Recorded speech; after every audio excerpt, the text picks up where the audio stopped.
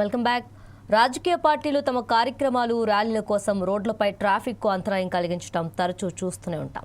Traffic జామ్తో ఎంత ఇబ్బంది అవుతున్నా ఏమీ అనలేక చాలామంది మౌనంగా భరిస్తూ ఉంటారు. కానీ మహారాష్ట్రలో తీవ్రమైన ట్రాఫిక్ జామ్కు కారణమయ్యారని ఓ సామాన్య మహిళ ఏకంగా మంత్రిని నడి రోడ్డుపై నిలదీసింది. మంత్రి అడ్డుకొని ఆమె చేసిన వాగ్వాదం ఇప్పుడు సోషల్ మీడియాలో వైరల్గా మారింది.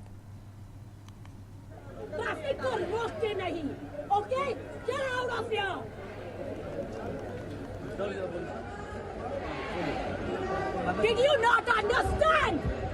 Did you not understand?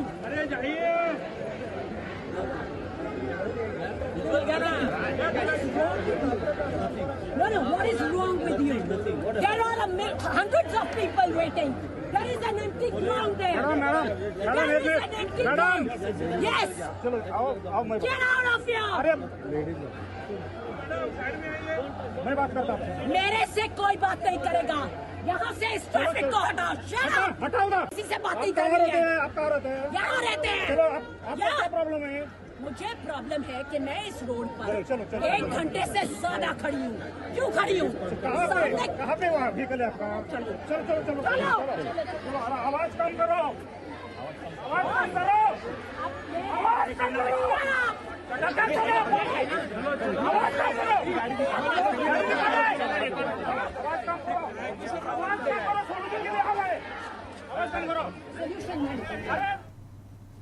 మహిళా రిజర్వేషన్ బిల్లు వీగిపోవటానికి కాంగ్రెస్ నేతృత్వంలోని ప్రతిపక్షాలే కారణమని ఎన్డీఏ కూటమి ఆరోపిస్తోంది.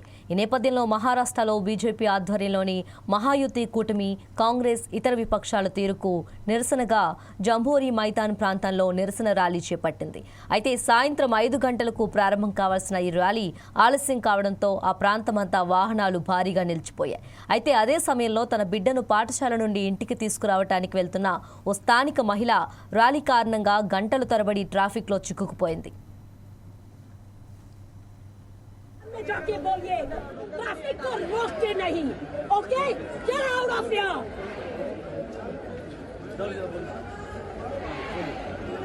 Did you not understand?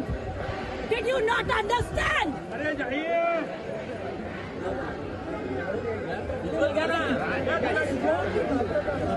No, what is wrong with you?